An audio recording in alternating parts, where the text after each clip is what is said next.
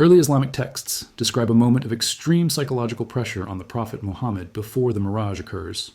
This period, known as the Year of Sorrow, involved significant personal loss and communal rejection, setting a scene of deep distress and isolation for the Prophet. This context positions the Mi'raj not as a reward for triumph, but as a divine response to profound collapse. Consequently, the framing of divine encounters shifts, presenting them as solace and intervention during moments of human vulnerability, rather than as acknowledgments of worldly success. This is understanding holy systems, where we examine religions through their primary texts, historical transmission, and internal structure. The journey of the Mi'raj begins at night, conducted outside the sphere of public visibility and communal validation. This timing ensures the event is a private, personal experience, removed from the immediate testimony of followers or the scrutiny of skeptics in Mecca. This nocturnal setting fundamentally shifts the basis of authority from witnessed public events to the act of transmission and trust.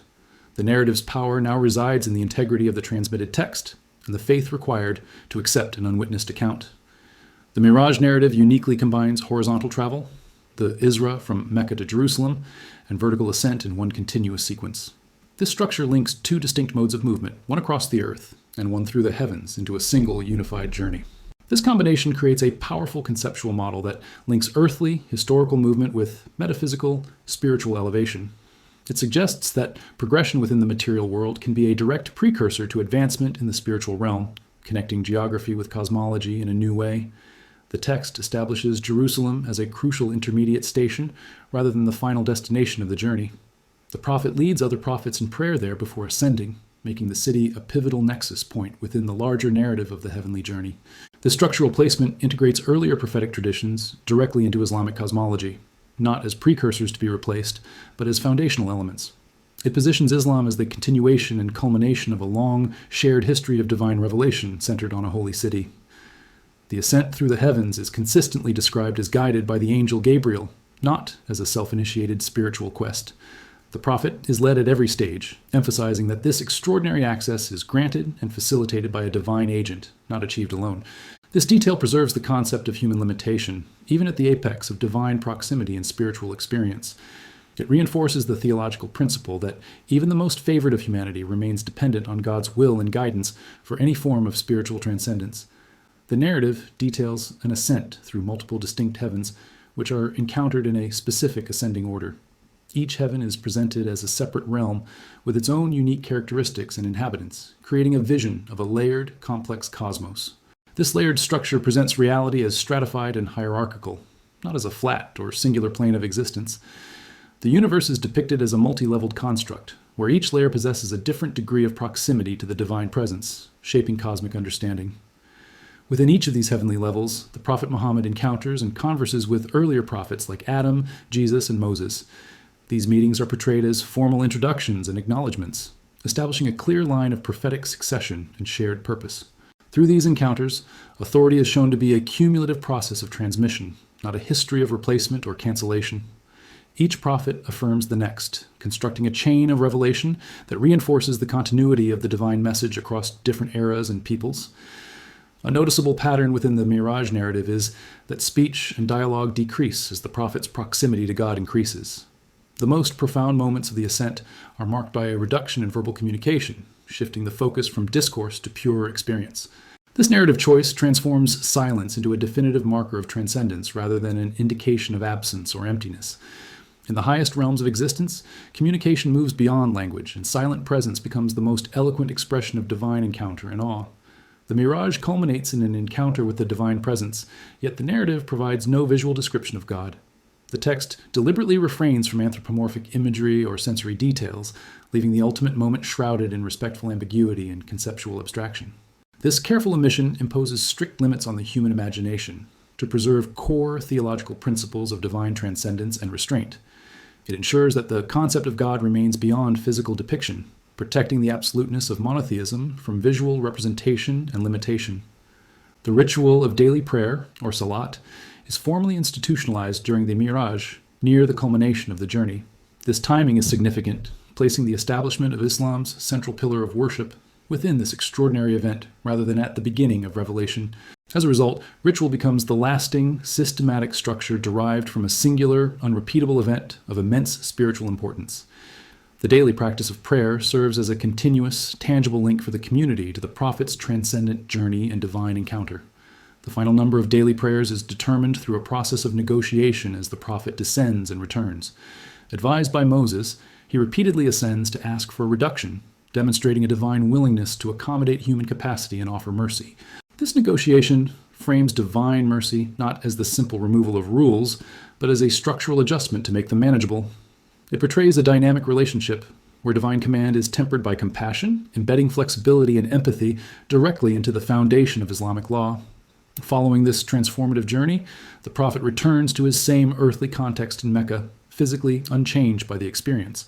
There are no lasting marks or alterations to his body, emphasizing that the change was internal, not external or visibly manifest. This detail relocates the event's transformation from the environment or the physical self to the realm of spiritual obligation and inner state. The journey's impact is measured not by what changed in the world, but by the new responsibility and perspective he brought back. Upon his return and narration of the event, the prophet's account is met with immediate and widespread doubt by the community. Many of his followers and opponents alike found the story of a night journey to Jerusalem and the heavens impossible to believe. This reaction defines faith not as belief in the plausible, but as a committed response to a transmitted impossibility. The acceptance of the Mi'raj becomes a pivotal test, separating believers based on their trust in the prophet's testimony over empirical logic. Crucially, no miracle or physical artifact is left behind to serve as material proof of the Mi'raj. The winged steed, Barak, disappears, and no object from the heavens is brought back, leaving the event entirely within the realm of testimony. This absence solidifies a key aspect of Islamic epistemology, which prioritizes transmitted testimony and eyewitness accounts over material artifacts. The truth of the event rests on the integrity of the narrator and the faith of the listener, not on physical evidence. The Mi'raj is consistently narrated and remembered in Islamic tradition, but it is not reenacted in any specific ritual form. Unlike other key events that have corresponding rites, the ascent remains a story to be told and reflected upon, not performed by others. This choice establishes memory and transmission as the primary mechanisms of continuity for this specific event. The community connects to the Miraj through hearing and believing the narrative, rather than through any form of performative imitation or liturgical reenactment of the journey. The profound transcendent experience of the ascent does not abolish or override the importance of law or daily discipline for the community. Instead of making rules obsolete, the journey is precisely what establishes the most fundamental rule of daily prayer and worship. This outcome demonstrates that within this framework, transcendence serves to reinforce and ground structure rather than dissolve it. The ultimate spiritual experience leads directly back to a life of ordered devotion and communal obligation, integrating the metaphysical with the mundane. Throughout the narrative, physical and spatial language is used to describe non-physical realms and metaphysical realities. Terms like ascent, gate, and level provide a tangible vocabulary for a journey that fundamentally transcends ordinary human sensory experience. This use of language establishes metaphor as a controlled and necessary bridge between human cognition and ineffable divine reality. It allows the finite human mind to grasp concepts that are otherwise incomprehensible, using familiar structures to point toward the transcendent. Angels, particularly Gabriel, appear in the narrative as administrators, guides, and guardians of the heavenly realms. Their roles are functional and procedural, focused on facilitating the journey and explaining its stages, rather than expressing emotion or independent will. This portrayal presents the unseen world as a highly organized and structured domain, not a chaotic or unpredictable one. It suggests that the cosmos operates according to a divine order, with celestial beings performing specific, designated roles within a grand, systematic design. Despite its immense theological impact and detailed tradition, the Mi'raj is referenced only briefly and elusively in the Quran. Its primary textual source is the Hadith literature, where the event is recounted in much greater detail by the Prophet's companions.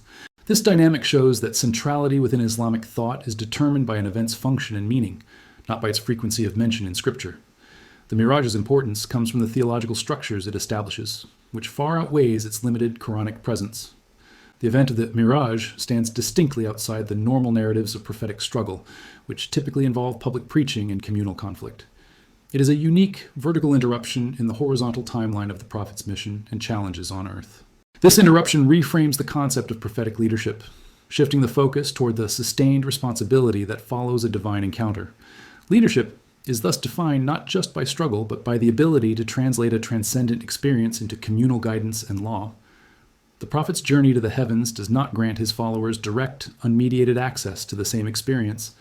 The The Miraj is presented as a unique event for him alone, with its benefits for the community being indirect and structural, not experiential. This distinction establishes that, for the broader community, access to transcendence is mediated through disciplined practice, such as daily prayer. The path to spiritual elevation for others is defined by following the obligations brought back from the journey, not by repeating it. Over centuries, later Islamic mystical traditions, particularly Sufism, greatly expanded on the symbolism and allegorical meanings of the Miraj. They used the journey as a template for the individual soul's potential ascent toward God through spiritual purification and discipline. As a result, rich layers of interpretation and personal spiritual application emerged, built upon the foundational narrative. While these interpretive traditions flourished, the core textual account of the event itself remained fixed, providing a stable anchor for diverse spiritual explorations. The Miraj, as the pinnacle of prophetic experience, implicitly sets a ceiling on what can be legitimately claimed by others in terms of spiritual authority. No subsequent figure could assert an experience that surpassed the prophet's direct encounter with the divine. This function prevents an infinite and destabilizing escalation of personal spiritual claims within the Islamic tradition. It contains spiritual authority within a defined prophetic framework, ensuring that the founder's experience remains the ultimate, unchallengeable benchmark for all time. The narrative of the Miraj concludes without a final, detailed theological explanation or a resolution of its many mysteries. The prophet returns, the obligation of prayer is set, and the story is told, but its deeper meanings are left open to interpretation. This inherent ambiguity becomes a stabilizing feature of the tradition, rather than a narrative flaw to be corrected. It allows the story to resonate across different intellectual and spiritual contexts, accommodating a wide range of theological and mystical reflections over centuries. The Miraj is meticulously preserved and understood as a singular, unrepeatable event in the history of Islam. It is tied exclusively to the Prophet Muhammad, marking a unique moment that defines the very nature and limit of his specific prophetic mission. This uniqueness serves a critical theological function. It protects the fundamental boundary between the role of a prophet and the status of ordinary humanity. By ensuring the event cannot be replicated, the tradition maintains a clear and permanent distinction in history,